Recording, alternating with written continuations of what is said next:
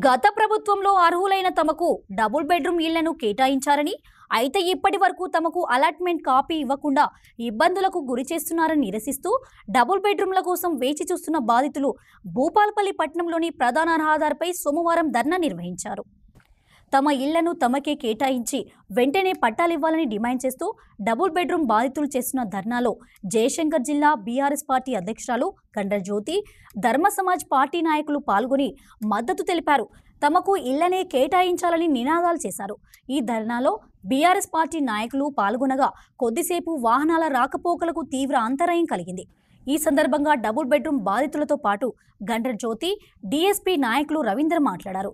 గత ప్రభుత్వంలో అర్హులైన నిరుపేదలను గుర్తించి డబుల్ బెడ్రూమ్ ఇళ్లను కేటాయించారని, అయితే అవి ఇప్పటి వరకు వారికి పట్టాలివ్వకుండా ఆలస్యం చేస్తున్నారని మండిపడ్డారు. ఇప్పటికైనా అధికారులు, స్థానిక నాయకులు డబుల్ బెడ్రూమ్ బాధితులను న్యాయం చేయాలని డిమాండ్ చేశారు. గతంలో భూపాలపల్లిలో గత ప్రభుత్వంలో బీఆర్ఎస్ ప్రభుత్వంలో గత శాసనసభ్యులు మరి 1000 బెడ్రూమ్ పడకల ఇండ్లను ఇక్కడ నిర్మాణం చేయడం జరిగింది. 500 మరి అందరికీ కూడా అర్హులైనటువంటి వాళ్లకు కేటాయించడం జరిగింది. రెండవ దఫాలో ఉన్నటువంటి 500 బెడ్రూమ్ ఇండ్లని గతంలో ఇక్కడ ఎవరైతే అర్హులు అప్లై చేసుకున్న వాళ్ళు ఉన్నారో, దాంట్లో నిరుపేదలు ఎవరైతే ఉన్నారో, అర్హులైతే ఎవరైతే ఉన్నారో వాళ్ళకి మరి ఆ రోజు ఉన్నటువంటి కలెక్టర్ గారు, గతంలో ఉన్నటువంటి శాసనసభ్యులు, గతంలో ఉన్నటువంటి చైర్మన్ గారు, వైస్ చైర్మన్ గారు, ఫ్లోర్ లీడరు, మరి కౌన్సిలర్లు, అన్ని వార్డుల నుంచి వచ్చినటువంటి అప్లికేషన్స్ అన్నిటినీ కూడా మరి శ్రద్ధగా పరిశీలన చేసి కలెక్టర్ గారు, శాసనసభ్యులు, ప్రజాప్రతినిధులు మరి అందరూ కూడా అర్హులైనటువంటి వాళ్లకు కేటాయించడం జరిగింది. 1-2 సార్లు మరి పరిశీలన చేసి మరి అందరికీ అర్హులైనటువంటి వాళ్లకు ఎంపిక చేయడం జరిగింది. కాబట్టి వాళ్ళ అర్హులైనటువంటి వాళ్ళందరూ వచ్చి ఇక్కడ కూర్చొని మరి అందరూ కూడా మరి వాళ్ళ బాధను వ్యక్తపరుస్తున్నటువంటి తరుణంలో మరి జిల్లా పార్టీ అధ్యక్షురాలిగా మరి నేను సంఘీభావం తెలియజేయడానికి ఇక్కడికి రావడం జరిగింది. ఇవాళ ఒకటే కోరుతా ఉన్నాం, మేమేం గొంతమ్మే కోరికలు కోరట్లేదు.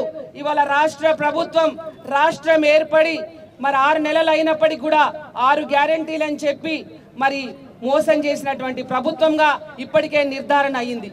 ఇప్పుడు మరి ఉన్నటువంటి సమస్యల మీద ఎట్లా పరిష్కారం చేయాలనే ఆలోచన చేయకుండా మరి లేని వాటిని, కొత్త వాటిని కొనుక్కొని, కొత్త వాటిని ముందటేసుకొని కాలయాపన చేయడానికే చూస్తుంది ప్రభుత్వం, రాష్ట్ర ప్రభుత్వం తప్పితే ఎక్కడ కూడా పేద ప్రజల పట్ల, సంక్షేమం పట్ల, అభివృద్ధి పట్ల మరి ఎక్కడ కూడా దృష్టి కేంద్రీకరించట్లేదు. దయచేసి మీ ద్వారా కోరుతా ఉన్నాం, భూపాలపల్లి పట్టణంలో మరి పేదలైనటువంటి వాళ్ళకి ఇచ్చినటువంటి ఇండ్లను వెంటనే పత్రాలు ఇచ్చి వాళ్ళని ఇళ్లలోకి పంపిస్తే మంచిది. లేదంటే మరి మేమే వచ్చి వాళ్ళని ఇళ్లలోకి పంపి మరి మేమే అక్కడ కూర్చోవాల్సి వస్తుంది. కాబట్టి దయచేసి ఇప్పటికైనా ఇక్కడ ఉన్నటువంటి కలెక్టర్ గారు, ఇక్కడ ఉన్నటువంటి శాసన సభ్యులు వెంటనే ఆలోచన చేసి ఎంత త్వరగా వీలైతే అంత త్వరగా మరి ఇండ్ల పట్టాలు ఇవ్వమని కోరుతా ఉన్నాం, మేమేమీ కోరట్లేదు. కాబట్టి దయచేసి విఘ్నులైనటువంటి ఆలోచన చేయండి. ఇక్కడ ఉన్నటువంటి ఇవాళ రాజకీయాలకి ఈ రాజకీయం చేయాల్సినటువంటి సమయం కాదు, రాజకీయాలకి ఇది తావు కాదు. కాబట్టి ఇచ్చినటువంటి వాటిని ఇవ్వమని మిమ్మల్ని మరొక్కసారి కోరుతూ, రాష్ట్ర ప్రభుత్వం ఇవాళ అనేకమైనటువంటి హామీలు ఇచ్చి ఇవాళ కరెంటు చూస్తా ఉన్నాం ఏ పరిస్థితికి వచ్చిందో. ఇవాళ మరి కాళేశ్వరం ప్రాజెక్టు పేరున ఇవాళ 2-3 నెలలు ఇవాళ కాలయాపన చేయటం, నిన్న మొన్న ఇవాళ కరెంటు మీద కూడా అవకతవకలు జరిగినాయని ఇవాళ ఒక దాని మీద కమిషన్ వేసి మరి గత ముఖ్యమంత్రి గారికి నోటీసులు ఇవ్వటం, మరి దానికి సంబంధించినటువంటి కార్యక్రమాలు కూడా ఇవాళ చూడటం జరుగుతూ ఉంది.